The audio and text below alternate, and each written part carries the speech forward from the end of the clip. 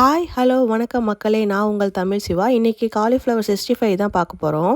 இதில என்ன பெஸ்ட்டு அப்படின்னு பார்த்தீங்கன்னா, 65னா எல்லாருமே சாதாரணமா செய்வாங்க. இது அப்படி கிடையாது. இது ரொம்ப டேஸ்டியா இருக்கும். என் வீட்ல ரொம்ப பிடிக்குங்க இந்த 65. நான் செஞ்சு வச்சேன்னா, தட்டு ஃபுல்லாவே காலியாயிடும். அதை எப்படி செய்யலான்னு பார்க்கலாமா? காலிஃப்ளவர் குட்டி குட்டியாக கட் பண்ணி தண்ணியில போட்டு ஒரு 10 நிமிஷம் சுடு தண்ணியில போட்டு வச்சுருங்க.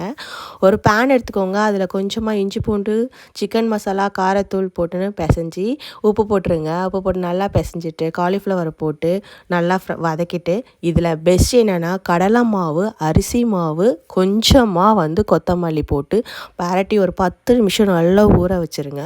ஊற வச்சதை நல்லா எண்ணெய் காய வச்சு பொரித்து எடுத்துட்டிங்கன்னா, அதில் மைல்டாக மழை சாரல் மாதிரி கொஞ்சமாக கருவேப்பிலை போட்டு நல்லா பொரித்து தட்டில் பிளேட் பண்ணி எடுத்துருங்க.